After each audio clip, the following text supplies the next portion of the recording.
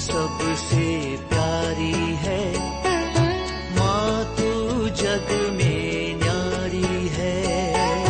माँ तू सबसे प्यारी है, माँ तू जग में न्यारी है। अपने आंचल में रखना, अपने आंचल में रखना, हमें वरदानों से भरना। माँ तू सबसे प्यारी है, माँ तू जग में न्यारी है। माँ तू सबसे प्यारी है, माँ तू जग में न्यारी है। पिता, पुत्र और पवित्र आत्मा के नाम पर आमीन। आप सबों को जय यीशु। आजकल यूट्यूब वगैरह में संत पापा के विरुद्ध अनेकों क्लास आ रहा है।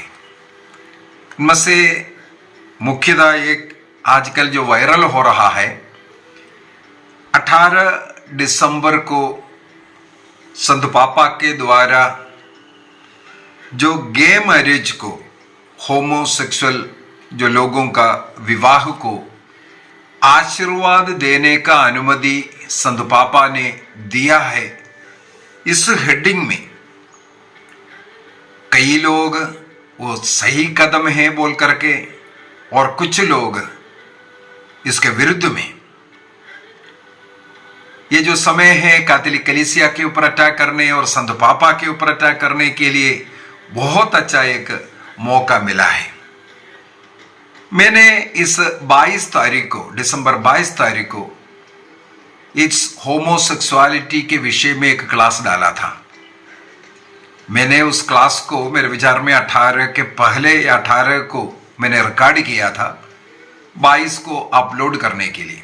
ये रिकॉर्डिंग के बाद ये रोम से ये जो ऑर्डर जो निकला है 18 दिसंबर को, वो हमारे नज़र में आया और ये तो एकदम वायरल हो गए। कई लोग मुझसे पूछने भी लगे ये क्या है, सही बात है कि नहीं, क्योंकि लोग कंफ्यूजन में हैं। क्या कैथोलिक कलीसिया ऐसा आदेश दे सकता है? संत पापा इससे पूर्व में भी ऐसे ऐसे कई गलतियां कर रहा है, एक और गलती किया। और कुछ लोगों का ये भी कहना है, जर्मनी के कलीसिया, हमें मालूम है बहुत विवाद में चल रहा है, और अब रोम में जो सिनड चला था उस समय पर भी उन बातें चर्चा में आए, क्योंकि जर्मनी के कुछ लोग, पूरा कलीसिया में नहीं बोलूँगा, लेकिन अधिकतर लोग होमोसेक्सुअलिटी को प्रमोट कर रहा है। और कुछ पुरोहित लोग पब्लिकली भी आकर के कह रहे हैं कि मैं भी एक होमो सेक्स व्यक्ति हूँ। और कई हम लोगों को बीती दिनों में देखने के लिए भी मिला है, कोई पुरोहित इस प्रकार के जो कपल्स को आशीष देता हुआ। और इसलिए जर्मनी से एक डिमांड रहा है लोगों के इस जरूरत को देख करके इसको वैध माना जाए, होमोसेक्सुअल मैरिज को। और साथ ही साथ दूसरा उन लोगों का डिमांड था स्त्रियों को जो पुरोहिताई देने के विषय में, वुमन प्रीस्टहुड। तो कुछ लोगों को कहना है जर्मनी की कलीसिया के दबाव में संत पापा ने यह निर्णय भी किया है। और इससे पूर्व में भी जो LGBT जो आंदोलन वगैरह जो पब्लिकली चल रहा था, उस समय पर भी संत पापा ने कुछ ऐसे ऐसे टिप्पणियां उनके साथ दया करने के विषय में हो या उन लोगों को प्यार करने के विषय में हो, इस प्रकार का कई बातें की। उसको भी जो कलीसिया विरोधी लोग हो या संत पापा के ऊपर आक्रमण करने के लिए लोगों ने इस हथियार को इस्तेमाल किया। तो ये 18 दिसंबर को क्या हुआ? यदि 22 दिसंबर का मेरे क्लास के पूर्व में मालूम होते तो मैं उसको शामिल करना था, लेकिन वो ऑलरेडी अपलोड हो चुका था इसलिए। और उस क्लास को 22 दिसंबर का क्लास दे करके उसमें भी कई लोग इसके विषय में टिप्पणी लिखा है। तो मैंने 26 दिसंबर को अर्थात क्रिसमस के बाद इसके विषय में क्लास डालने का निर्णय किया, इसलिए मैं आज इसको अपलोड कर रहा हूं। कैथोलिक कलीसिया और संत पापा का ये जो नियम, ये दोनों विरोधाभास नहीं है, बाइबल का विरुद्ध नहीं है। क्योंकि कैथोलिक कलीसिया भी यही सिखाते हैं कि होमोसेक्सुअलिटी बहुत बड़ा पाप है। मैंने उसका 22 तारीख का जो क्लास है उसके अंदर ये सब बता दिया है, इसका क्या कारण है, ऐसा ऐसा कर करके मैं काफी चीजें उसके विषय में बता दिया था। तो बाइबल भी यही सिखाते हैं। मैंने उसके अंदर लेवी ग्रंथ का 18वां अध्याय का कोट कर करके भी बताया, और बाइबल में बार बार हमें यही बताते हैं, पुराना विधान ऐसा कर्म करने वालों को यदि मृत्यु दंड की घोषणा कर रहा है, नए विधान के अंदर यह बताता है ऐसे लोग स्वर्ग में प्रवेश नहीं करेगा। तो संत पापा ने फिर ऐसा क्यों कहा? कैथोलिक कलीसिया का उस टीचिंग को, उस नियम को क्या संत पापा फ्रांसिस ने कैंसिल कर दिया, पलटा दिया?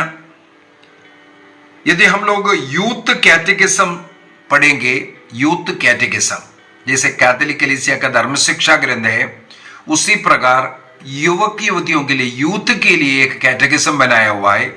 यही कैथोलिक कलीसिया का धर्म शिक्षा ग्रंथ को ही क्वेश्चन आंसर के रूप में थोड़ा और सरलता से वर्णन किया, ताकि युवक लोग इसको सीखें, उनको उस नियमावली सीखने के योग्य जो कैटेकिज्म बनाया है उसका नाम है यूथ कैटेकिज्म।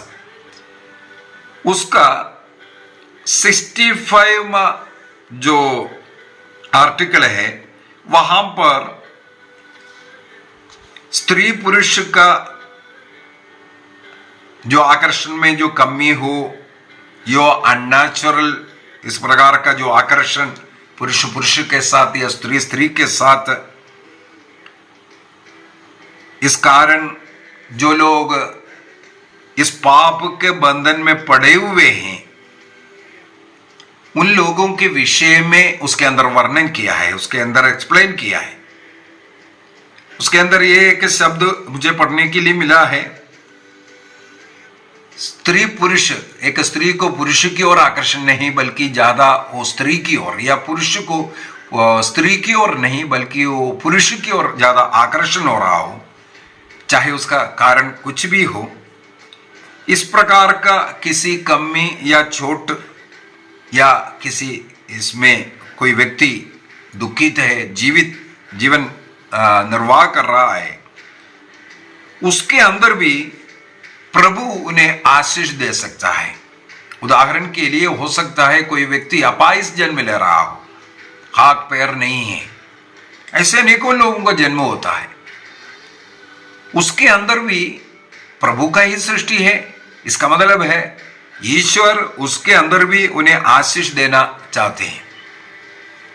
इसी प्रकार ऐसे जो लोग हैं अपने उन कमियों को, उस अवस्था को प्रभु को अर्पित कर पाप का जीवन नहीं, यदि उनके जन्म में इस प्रकार का कोई कमी हुआ है, उस जन्म में ईश्वर की महिमा प्रकट जितना हो रहा है उससे बढ़ करके हमारे पुनरुद्धान में, वो स्वर्ग प्राप्ति में ईश्वर की महिमा को ज्यादा प्रकट होता है। इसलिए ऐसे जो कमी चोट जो भी है वो पाप के लिए नहीं होना चाहिए, हमारे पवित्रीकरण के लिए या मुक्ति के लिए हम इस्तेमाल करना चाहिए। ये यूथ कैटेकिज्म 65 के अंदर, और यूथ कैटेकिज्म 415 के अंदर 415, यूथ कैटेकिज्म नंबर 415, ईश्वर ने मनुष्य को स्त्री और पुरुष के रूप में सृष्टि किया है। किस लिए? स्त्री और पुरुष के बीच में विवाह हो और लैंगिकता के द्वारा उनका वो जो शारीरिक घटना, उस आकर्षण के द्वारा वहां एक फल उत्पन्न करने के उद्देश्य से वैवाहिक जीवन फलदायक होना है, इसलिए कहते हैं।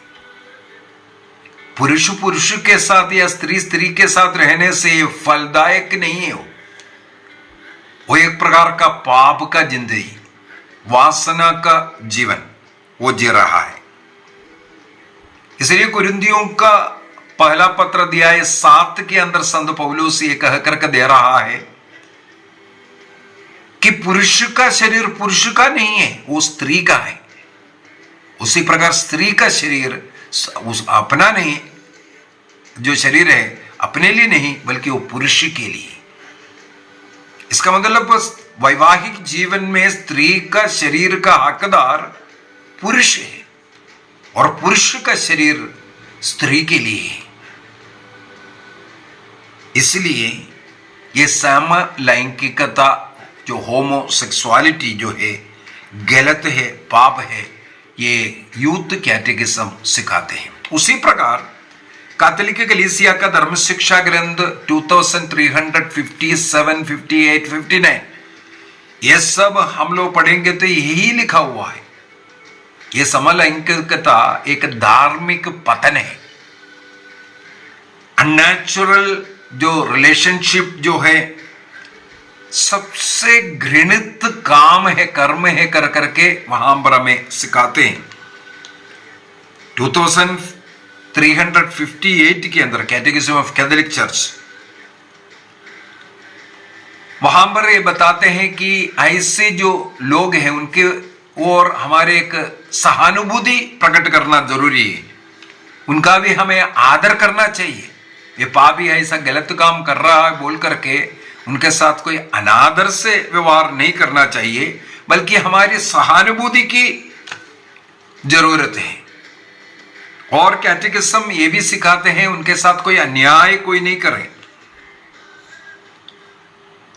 और वे लोग भी अपने इस पीड़ा, इस स्वभाव को प्रभु यीशु मसीह के उस क्रूस के साथ अर्पित करते हुए संयम के द्वारा इस पाप से मुक्ति प्राप्त करना चाहिए। और कैटेकिज्म 2359 भी यही सिखाते हैं। सब मनुष्य ईश्वर का प्रतिरूप में सृष्टि किया गया है और सभी मनुष्यों को शुद्धता के लिए बुलाया गया है। यह आंतरिक शुद्धता और आत्म संयम, प्रार्थना और सैक्रामेंटल लाइफ के द्वारा इस बुराई से उन्हें विजय प्राप्त करना चाहिए। तो बुराई पर विजय प्राप्त करने के लिए आंतरिक शुद्धता का मनन चिंतन करने की जरूरत है। मन वचन कर्म में शुद्धता लेके आइए और आत्म संयम रखें। पुरुष की ओर आकर्षित हो रहा है, आत्म संयम के द्वारा उस पाप से दूर रहे और एक प्रार्थनामय जीवन। मैंने होमोसेक्सुअलिटी के विषय में 22 तारीख जो क्लास के अंदर इसका कारण यही बताया था, प्रभु से दूर होने के कारण। प्रार्थना नहीं, मिस्सा बलिदान नहीं, तब इस प्रकार का बुरी आदत में हम लोग गिर जाते हैं।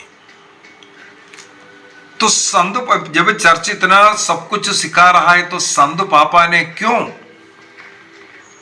इस गए मैरिज को आशीर्वाद देने के लिए कहा, जैसे हम लोग यूट्यूब में देख रहा है, सुन रहा है।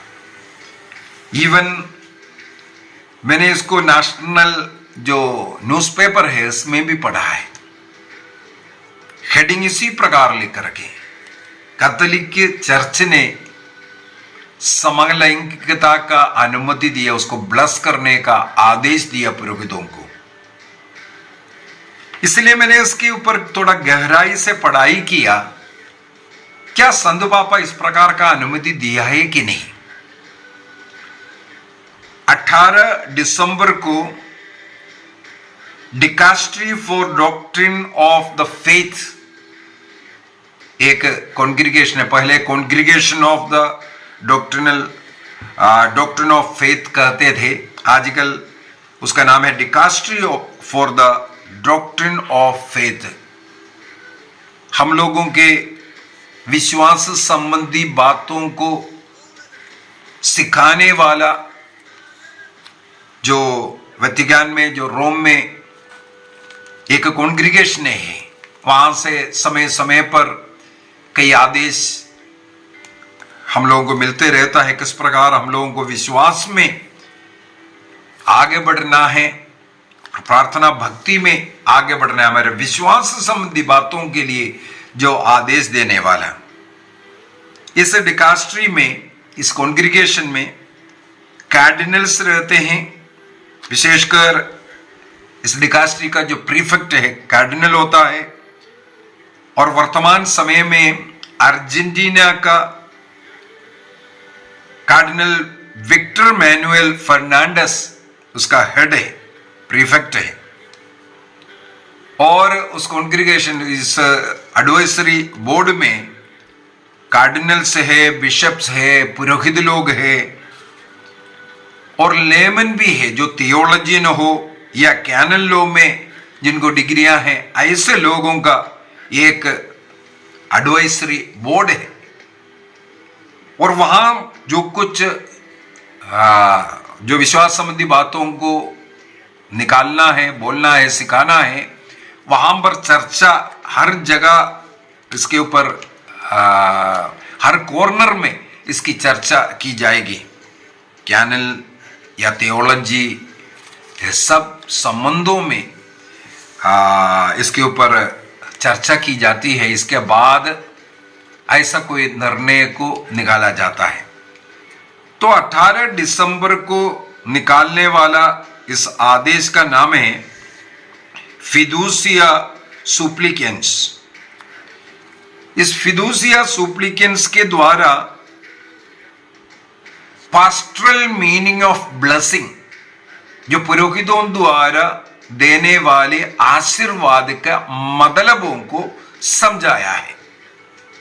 इसके अंदर कुल मिलाकर के 45 पैराग्राफ है, 45 पॉइंट्स भी हम लोग बोल सकते हैं। 45 पैराग्राफ पॉइंट्स है। वो 4 टाइटल में, हेडिंग में आते हैं। सबसे पहला जो हेडिंग है इंट्रोडक्शन का, उसका 1 से 6 तक का जो पैराग्राफ के अंदर पहले इस आशीर्वाद के विषय में क्या क्या सिखाया गया उसके विषय में, और इस मैरिज, विवाह ब्लेसिंग और उस सैक्रामेंटल ब्लेसिंग क्या है, इसके विषय में ये जो फर्स्ट पार्ट के अंदर 1 to 6 पैराग्राफ के अंदर आते हैं। इसके बाद सेकंड पैराग्राफ 7 to 30 है। विविध प्रकार के आशीर्वाद के विषय में वहां पर वर्णन किया हुआ है। एक एक कर करके हम लोग पढ़ सकते हैं। आजकल ये हम लोग पढ़ने के लिए गूगल सर्च अगर करेगा तो बहुत ही अच्छी तरह हम लोग उसको पढ़ सकते हैं। इंग्लिश में भी ये एक्सप्लेनेशन दिया हुआ है। तो जो पैराग्राफ 7 से लेकर के 30 तक का जो भागों में विविध प्रकार के जो आशीर्वाद है उसके विषय में, और 31वां से लेकर के 41 तक करीब 11 पैराग्राफ जो है,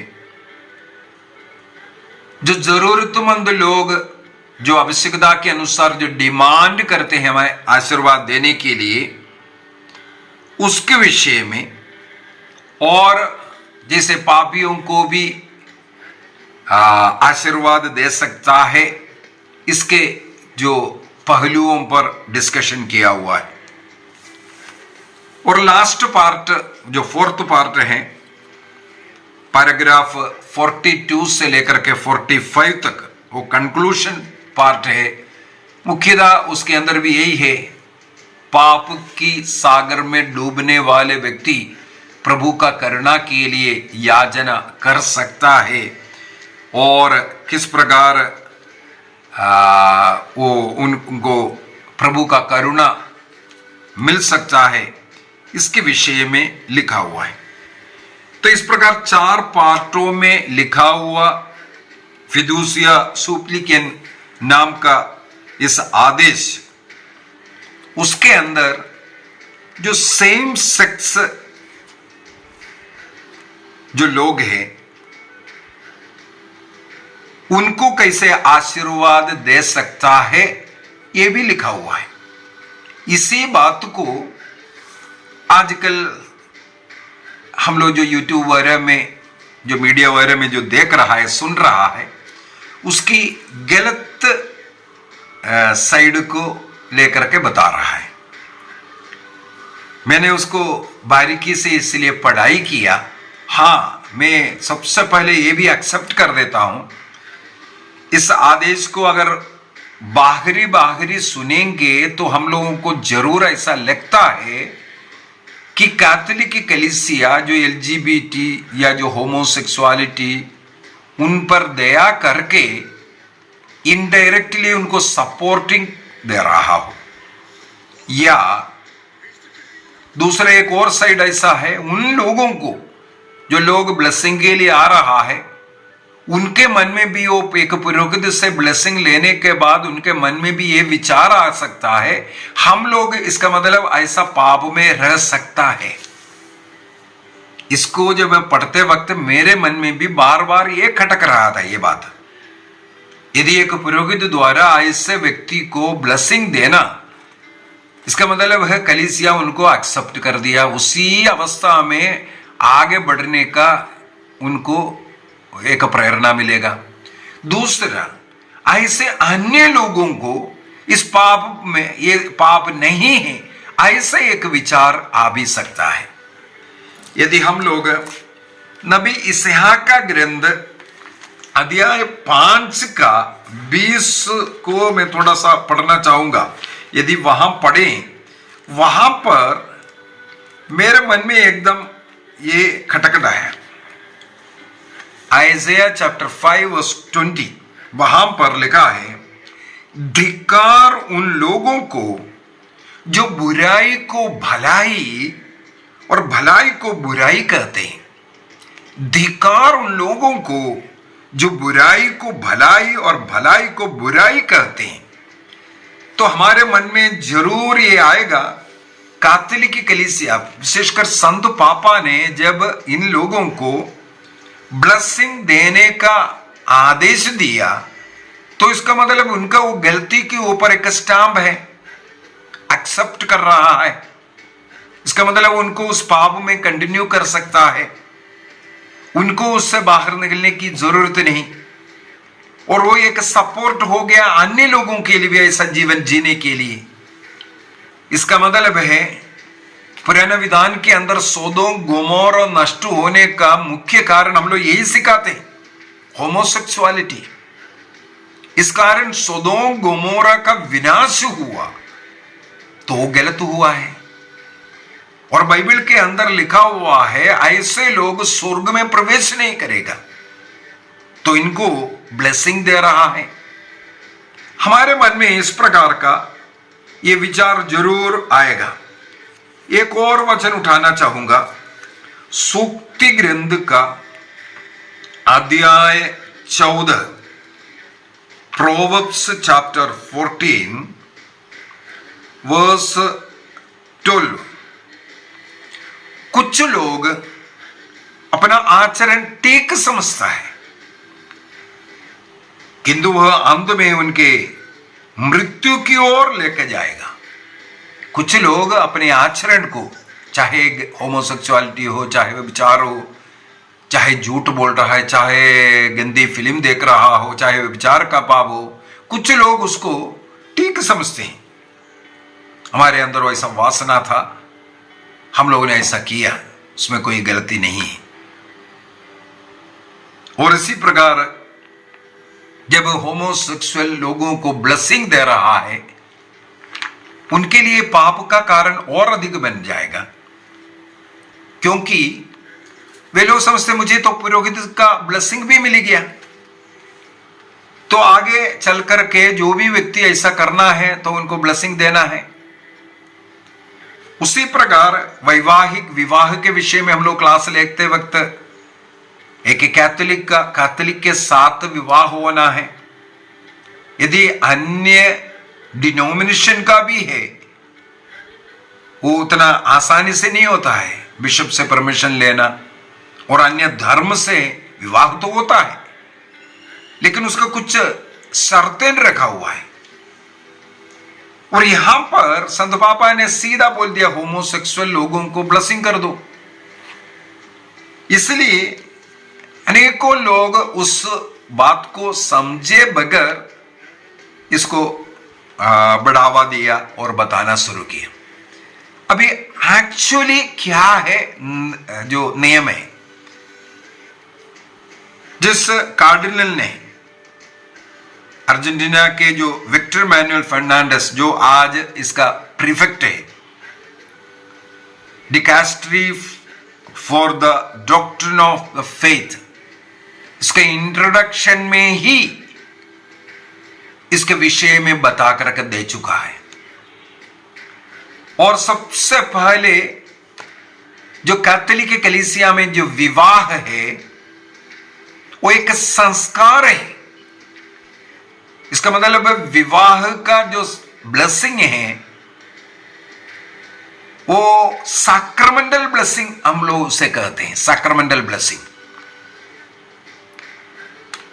उस सैक्रमेंटल ब्लेसिंग को और ये वाला ब्लेसिंग को हमें अलग अलग देखने की जरूरत है। सबसे पहले तो जो फर्स्ट पार्ट के अंदर ये सब वर्णन करके रखा हुआ है, जो एक मैरिज ब्लेसिंग क्या होता है, इसको जो मैंने सबसे पहले ही बोल दिया, ये जो होमोसेक्सुअल रिलेशन है उसको मैरिज नहीं बोल सकता। एक विवाह को विवाह बोलने के लिए एक स्त्री और पुरुष के बीच में होना एक पहला शर्त है। पहला शर्त ही है ये, विवाह को विवाह अगर बोलना है वो एक स्त्री और पुरुष के बीच में होना चाहिए। पुरुष और पुरुष के बीच को विवाह नहीं कर सकता। तो इसलिए हम लोगों को इसको गे मैरिज, ये जो शब्द ही बेसिकली गलत है। यहां पर जो ब्लेसिंग बोला है वो मैरिज ब्लेसिंग नहीं है। उसको मुझे पॉइंट में मिला जो थर्ड जो पार्ट में पैराग्राफ 38 एंड 39 में बहुत ही सुंदर तरीके से उसको बता करके भी दिया हुआ है। वहां पर ये बोल रहा है, ये दो पुरुष आकर के डिमांड कर रहा है हमें ब्लेस कर दीजिए। वहां पर शर्त ये दिया हुआ है, ये उनका उस सेक्सुअल रिलेशनशिप को, मैं उसको मैरिज भी नहीं बोल रहा है, उन लोग जो ये दोनों एक साथ रहने का उस अनुमति का ब्लेसिंग नहीं है। यहां पैराग्राफ 38 में उसको साफ साफ बताया है, उस रिलेशनशिप को ब्लेसिंग नहीं दे रहा है, नहीं दे सकता, क्योंकि बाइबल और चर्च ऐसा वैवाहिक ब्लेसिंग, सैक्रमेंटल ब्लेसिंग स्त्री और पुरुष के बीच में ही दे सकता है। ये दोनों एक ही सेक्स का होने के कारण उस रिलेशनशिप को या उनके भाषा में उस विवाह को ब्लेसिंग नहीं देता है। पैराग्राफ नंबर 38 में यह साफ साफ लिखा है। फिर किसको ब्लेसिंग दे रहा है? ब्लेसिंग दे रहा है उस इंडिविजुअल, उस व्यक्ति को जो ब्लेसिंग के लिए आया है, ब्लेसिंग मांग रहा है, उस व्यक्ति को ब्लेसिंग देना है।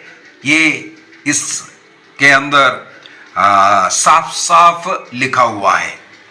फिदुसिया सुप्लिकेंस इस 18 दिसंबर 23 का इस ऑर्डर के अंदर दिया हुआ पैराग्राफ नंबर 38 के अंदर उनके उस संबंध को नहीं, उस यूनियन को नहीं, उस रिलेशनशिप को नहीं, बल्कि उस इंडिविजुअल को ब्लेस करना है।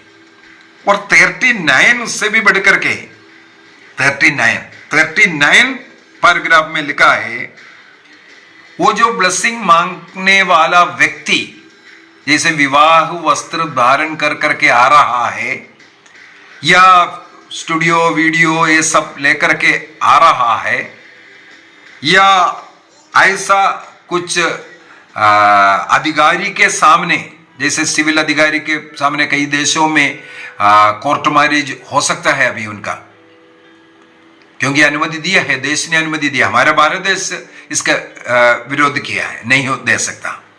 लेकिन अन्य देश के लिए, हमारा देश में नहीं हो सकता, अन्य देश में मान लो किसी कोर्ट, किसी वकील के सामने इनका मैरिज ये हो रहा है, वहां एक पुरोहित जाकर के ब्लेसिंग, ये अनुमति नहीं है। इवन लोग विवाह वस्त्र भी पहन करके आया, अनुमति नहीं है। और विवाह में जो ब्लेसिंग देने का किसी भी इशारा, गेस्टर, उदाहरण के लिए विवाह के अंदर स्त्री और पुरुष का दोनों हाथों को मिलाकर के पकड़ाते हैं, इसके बाद उन्हें ब्लेसिंग कर करके बोल रहा है अब से तुम दो नहीं एक है बोल करके, जो ब्लेसिंग वो विवाह का ब्लेसिंग होता है। लेकिन यहां पर इस प्रकार का कोई गेस्चर, कोई इशारा, कोई चिन्ह भी नहीं हो सकता। अर्थात दो पुरुष लोग आया है, उनका हाथ पकड़ा करके जो प्रार्थना करवाएं, नहीं संभव है। साफ साफ पैराग्राफ 39 में यह दिया हुआ है। दूसरा, विवाह के अंदर, जो विवाह संस्कार के अंदर जो आशीष में उपयोग करने वाला कोई भी प्रार्थना, कोई वचन यहां पर इस्तेमाल नहीं कर सकता। अब से तुम दो नहीं एक है, ईश्वर ने जिसे जोड़ा है वैसे मनुष्य अलग ना करे, ऐसे कई चीजें वहां होता है, वो सब यहां इस्तेमाल नहीं कर सकता है। इसका मतलब ये विवाह ही नहीं है जिसको पुरोहित आशीर्वाद देना है, बल्कि एक पापी व्यक्ति आकर के ब्लेसिंग मांग रहा है। अभी किस लिए ब्लेसिंग, आगे वर्णन बहुत ही सुंदर तरीके से इसका उद्देश्य भी बता कर दिया है। इस ब्लेसिंग का उद्देश्य मुख्यतः यही है, ये बताने के लिए आपके इस पापमय जीवन के अवस्था में भी प्रभु आपको प्यार करता है। नंबर 1 एम, इस अवस्था में भी प्रभु आपको प्यार करता है। उदाहरण के लिए योहन का सुसमाचार अध्याय 8 वाक्य 1 से आगे हम लोग पढ़ेंगे। वहां पर एक व्यभिचार में पकड़ी गई महिला को कुछ लोग लेकर के आए, पत्थर हाथ में रखा हुआ है, और ईसा मसीह के पास लाकर के कहा मूसा के नियम के अनुसार इस स्त्री को पत्थर से मार डालना चाहिए। अब तुम क्या कहते हो? प्रभु ईसा मसीह का क्या उसके विषय में क्या बोलना है? देखो, मूसा के नियम में, बाइबल में लिखा हुआ है, ऐसे व्यभिचार में पकड़े हुए स्त्री को पत्थर से मार डालना है। ईसा मसीह से पूछा। हम लोग उस पाठ भले भांति जानते हैं। ईसा मसीह सिर नीचे कर करके जमीन पर लिख रहा था। इसके बाद उन्होंने सिर ऊपर उठा करके कहा तुम में से जो पाप नहीं किया है, निष्पाप व्यक्ति है, वो पहला पत्थर इनके ऊपर मार दे। इसके बाद फिर से प्रभु सिर नीचे कर करके लिखना शुरू किया। इसके बाद उन्होंने सिर ऊपर उठा कर देखा तो कोई भी व्यक्ति वहां पर नहीं था, केवल रोती हुई उस महिला पाते हैं। इसका मतलब प्रभु से दया मांगने वाली वो पापिनी व्यभिचार में पकड़ी गई स्त्री मात्र थी। प्रभु यीशु मसीह ने वहां पर पूछा, क्या अन्य लोग आपको नहीं मारा है? बोला नहीं। तब प्रभु ने भी बोला, मैं भी नहीं, दंड नहीं दे रहा है। लेकिन प्रभु वहां पर एक वार्निंग दे रहा है, अब से ऐसा पाप नहीं करना। इस ब्लेसिंग का भी यही उद्देश्य है। संत पापा ने जो होमोसेक्सुअल लोग अगर ब्लेसिंग मांग करके आते हैं पुरोहितों को, उन्हें आशीर्वाद दे दो, ब्लेसिंग दे दो कर करके बोला, इसका यह मतलब नहीं है ईसा मसीह ने जैसे व्यभिचार का पाप को क्या स्वीकार किया, ईसा मसीह ने उन्हें दंड नहीं दिया और अन्य लोगों के पत्थरों से मार डालने से उन्हें बचाया। इसका मतलब ईसा मसीह ने व्यभिचार का जो पाप को स्वीकार किया। मत्ती का सुसमाचार अध्याय 5 वाक्य 27-28 में प्रभु ने कहा, तुमने सुना है कि व्यभिचार मत करो, लेकिन मैं तुमसे कहता हूं, यदि बुरी इच्छा से किसी स्त्री पर दृष्टि डालेगा, उसी समय पर तुम अपने हृदय में, अपने मन में उसके साथ व्यभिचार किया। स्त्री पुरुष का शारीरिक संबंध भी जरूरत नहीं, मन में किसी स्त्री या पुरुष के प्रति बुरी इच्छा रखना भी यहां पर प्रभु यीशु मसीह ने व्यभिचार कहा। ऐसा बोलने वाला प्रभु योहन का सुसमाचार अध्याय 8 के अंदर व्यभिचार में पकड़ी गई महिला को बचाते हुए क्या व्यभिचार के पाप को स्वीकार किया, उसको सही ठहराया? नहीं। उस महिला को इस दया, इस आशीर्वाद के द्वारा उस पाप से बचाना लक्ष्य है। उसी प्रकार चाहे होमोसेक्सुअल गाय मैरिज हो या एलजीबीटी कोई भी हो, किसी भी प्रकार का पाप के जिंदगी जीने वाला व्यक्ति यदि एक पुरोहित के पास आकर के डिमांड कर रहा है कि हमें ब्लेस कर दीजिए, तो वो अनुमति दिया ब्लेस करने का उनके वैवाहिक उस गलत रिश्ते पर नहीं, बल्कि उस ब्लेसिंग के द्वारा प्रभु का प्रेम करुणा को अनुभव करते हुए उस पाप से उन्हें मुक्ति मिलने के लिए, उस पाप को छोड़ करके प्रभु से जुड़ने के लिए वो कृपा दे, आशीर्वाद दे, इसके लिए। और अगला मुझे एक और पढ़ने के लिए मिला है, पुरोहित ये जो ब्लेसिंग है संभव है तो प्राइवेटली दे, इसका मतलब पब्लिकली दूसरों के सामने भी नहीं देना है, ये प्राइवेटली। और दूसरी बात है वो स्पॉन्टेनियस प्रार्थना करते हुए उनके लिए प्रार्थना दे, ब्लेसिंग करें। हमारे जो सैक्रामेंटल ब्लेसिंग जो लिखा हुआ वो प्रार्थनाएं या वो ब्लेसिंग मेथड इस्तेमाल ना करें, ताकि ये गलत विचार ऐसा भी ना जाए। केवल उन लोगों को प्रभु की करुणा में लेके आना, प्रेम में लेके आना। यदि संभव है तो मेरे विचार में उन लोगों को उनके पापों के विषय में पहले एक क्लास ले, समझा दे, गलत है, घृणित कार्य है, उससे कैसे वो बच सकता है। उदाहरण के लिए यदि एक पुरोहित के पास जाकर के अपने पापों को स्वीकार कर रहा है, एक कैथोलिक व्यक्ति इस प्रकार का गलत रिश्ते में है या गलत किसी ने उसका दुरुपयोग किया, वो व्यक्ति जाकर के पाप स्वीकार करेंगे, क्या फादर पुरोहित उनके उस पाप को क्षमा नहीं करेगा? जरूर क्षमा करेगा। दूसरी बात है, वो सुनने के बाद वो पुरोहित उस व्यक्ति को ऐसे पाप से दूर रहने का रास्ता बता करके भी देगा, आइंदा ऐसा जीवन में ना जाए। इसलिए ये जो ब्लेसिंग के लिए डिमांड कर रहा है, इसके अंदर पैराग्राफ में बताया हुआ है, जो डिमांड कर रहा है 31 to 41 के अंदर उसके बीच में है। अगर वो डिमांड कर रहा है तो उनको ब्लेसिंग दे सकता है। लक्ष्य है उनको उस पाप से, उस कमजोरी से, उस बलहीनता से उनको मुक्ति मिल जाए। उससे उसको छुटकारा देने के लिए और प्रभु का प्रेम को प्रकट करने के लिए और उनके विरुद्ध में जो लोगों के मन में जो मनोभाव, गलत मनोभाव उनको दुख दे रहा है, समुदाय से निकाल रहा है, ऐसे ऐसे जो घृणित कार्यों से उन्हें बचाने के लिए कार्य है। यदि कोई कैथोलिक व्यक्ति, अभी अगला एक सवाल यह भी आया है कि कैथोलिक व्यक्ति अगर ऐसा गलत काम कर रहा है, इसके बाद क्या वो होली कम्युनियन ग्रहण कर सकता है? बिल्कुल नहीं। हां, तब वो ले सकता है अगर कोई ऐसा रिश्ता है, उस रिश्ते को तोड़ दिया, पश्चाताप किया, पाप स्वीकार किया, इसके बाद वो व्यक्ति कम्युनियन ग्रहण कर सकता है। जैसे अन्य लोग, कोई व्यभिचार कर रहा है, बलात्कार कर रहा है, हत्या कर रहा है, चोरी कर रहा है, ये व्यक्ति अपने पाप को छोड़ करके, आपसे पाप ना करने का निर्णय करते हुए यदि वो पाप स्वीकार करते हैं, छोड़ देते हैं, तो वो कम्युनियन जैसे ले सकता है।